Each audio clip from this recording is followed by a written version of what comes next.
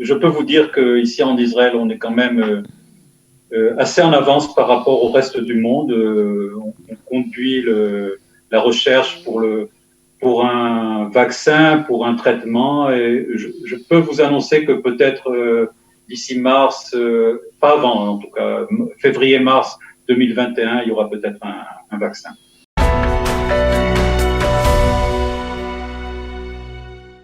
Et nous avons le plaisir aujourd'hui d'accueillir pour commencer cette émission un anesthésiste réanimateur, David Gozal, qui travaille à l'hôpital Hadassah Ein Kerem de Jérusalem. David Gozal, bonjour. Bonjour. Alors on est ravis de vous accueillir. Vous êtes directeur, bien sûr, de l'unité de réanimation. Nous sommes très touchée de vous avoir parce qu'on a beaucoup parlé de vous pendant cette crise du coronavirus.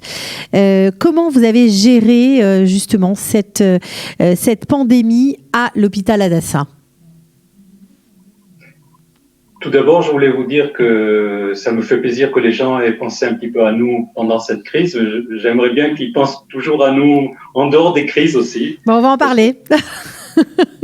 C'est un travail que l'on fait, pas seulement pendant les crises, on travaille aussi en dehors. Et d'ailleurs, j'invite tous les gens à venir à Hadassah. Hadassah est tout à fait propre de Corona, c'est-à-dire les gens qui sont atteints de Corona sont dirigés vers des services particuliers. Donc, il n'y a rien à craindre. Venez vous faire soigner. Je vous le conseille tout à fait parce que finalement, les gens vont être malades et mourir de causes autres que le corona et c'est dommage. Alors, est-ce que vous, dans votre spécialité qui a été au cœur de cette crise, vous êtes occupé particulièrement de malades du corona ou pas trop dans votre service ? Alors voilà, je vais vous expliquer comment ça s'est passé. Dès que la crise a commencé, en fait, il y a à peu près 2 mois et demi, l'hôpital a pris des décisions d'ouvrir des services Corona à part, c'est-à-dire que les gens atteints de Corona étaient dirigés vers ces services. En plus, 2 unités de soins intensifs pour les gens ventilés en conditions critiques. Et voilà, et le personnel a été demandé, on a demandé au personnel de porter le masque, bien sûr, de se laver les mains à chaque fois, de porter des protections. Et oui, j'ai eu affaire à des malades atteints de corona. Je n'ai pas travaillé dans l'unité de soins intensifs. Ce sont les gens, plus les réanimateurs qui ont fait ça. Mais j'ai eu affaire à des malades corona, tout à fait, avec tous les moyens de protection que l'on peut imaginer. Alors, vous avez été non seulement au cœur de cette crise, mais récemment, vous avez fait aussi l'actualité parce que beaucoup d'entre vous ont manifesté Kikar Habima pour justement décrire vos conditions de travail, alors qui apparemment, pour certains, étaient meilleures pendant la crise du corona. Ça peut paraître paradoxal, mais c'est vrai. Il paraîtrait que vous avez dû retourner à la normale pour les gardes. On parle de 26 heures de garde par jour. C'est aussi votre cas ? Non, c'est plutôt pour les jeunes.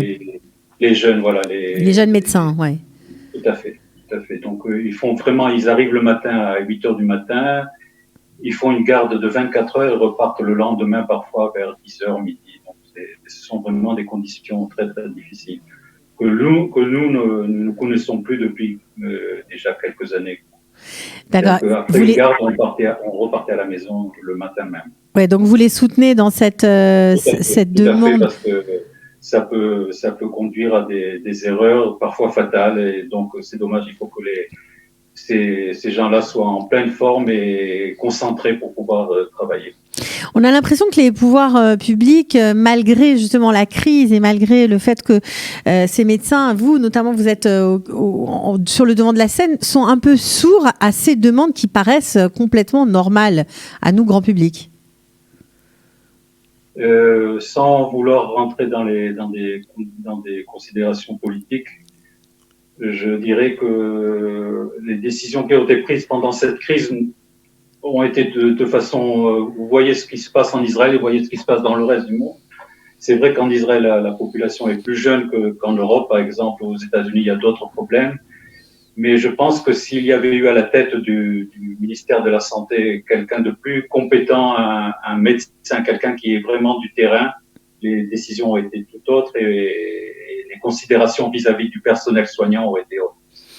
Alors, vous pensez aujourd'hui, vu l'état du système de santé israélien, qu'on peut justement réduire les gardes, améliorer les conditions du personnel soignant ?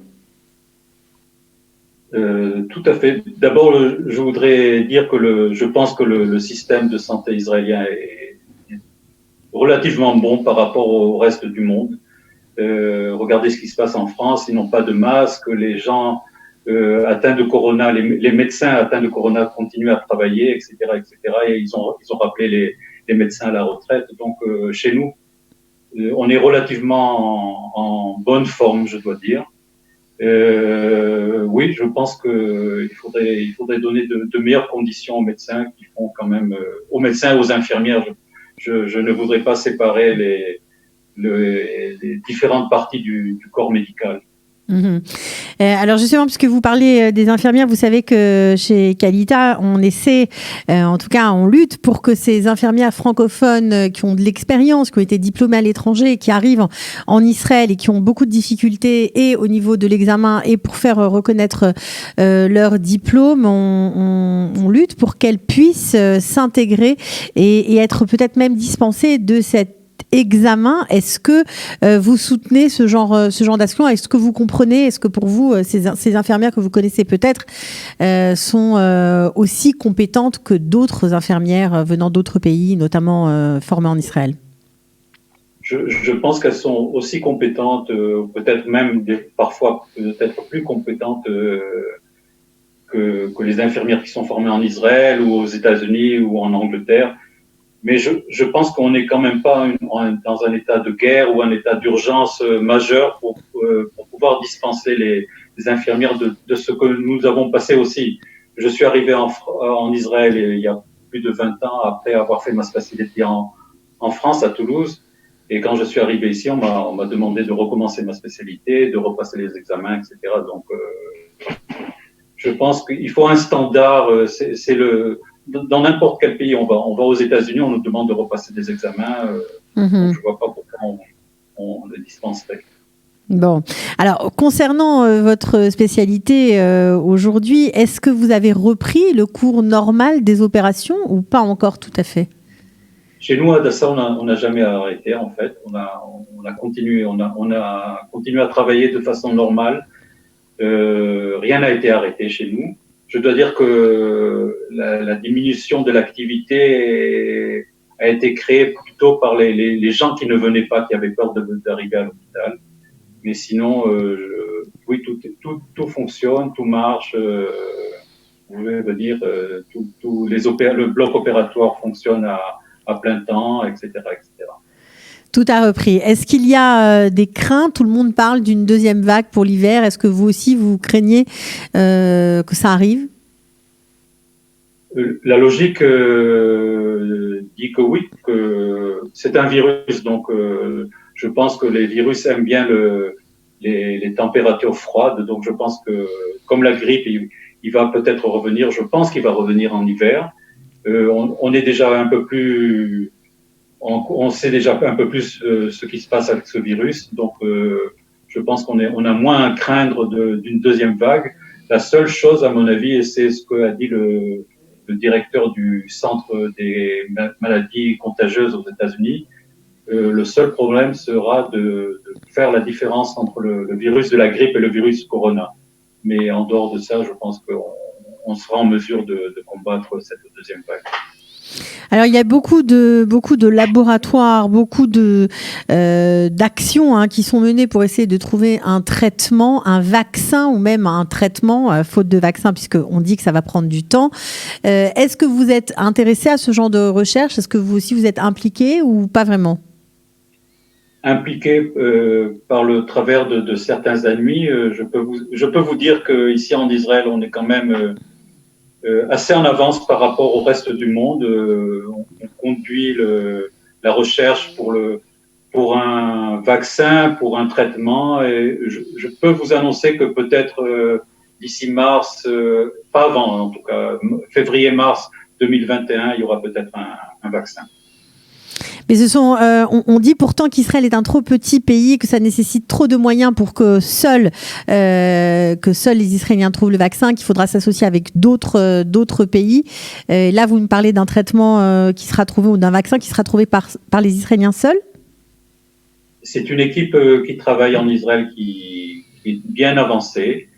Je pense que pour le stade des essais cliniques, bien sûr, il faudra s'associer à d'autres grands centres médicaux à travers le monde, États-Unis, Europe, etc. Mais pour la recherche elle-même, on est bien avancé en Israël. Bon, écoutez, merci de cette information. J'espère que ça redonnera du baume au cœur à tous les malades.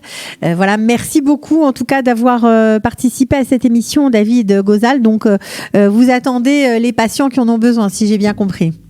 Tout à fait. Je relance mon appel. Si vous avez un quelconque problème, venez à l'hôpital, n'ayez pas peur. L'hôpital est propre, comme on dit. Les gens atteints de corona sont dirigés vers des services tout à fait à part, isolés. Donc, il n'y a rien à craindre, il n'y a pas de contagion à craindre. L'hôpital est sûr. Et puis, je vous dis, prenez soin de vous et continuez à avoir de l'optimisme. Moi, je suis optimiste et je pense qu'on va traverser cette crise bientôt. Bon, en tout cas, merci beaucoup. On rappelle que vous avez été un des 3 réanimateurs d'Ariel Sharon. Donc, vous maîtrisez tout à fait votre domaine. Donc, on vous fait confiance sans problème. Merci d'avoir laissé, de nous avoir expliqué tout simplement ce qui se passe au sein de votre hôpital Hadassah Nen Kerem. On espère vous avoir en ligne une prochaine fois. Merci. À bientôt. Merci à vous. Au revoir. Au revoir. Retrouvez du dimanche au vendredi notre live quotidien spécial coronavirus. 3 heures de direct ininterrompu de 8h à 11h. Pour tout savoir sur l'actualité du virus en Israël, mené par Daniel Haïk, Olivier Granillic et Cathy Choucroun. Le live Studio Qualitas c'est tous les jours en direct, puis en replay sur Facebook, YouTube ou sur notre application et sur le site studioqualita.com.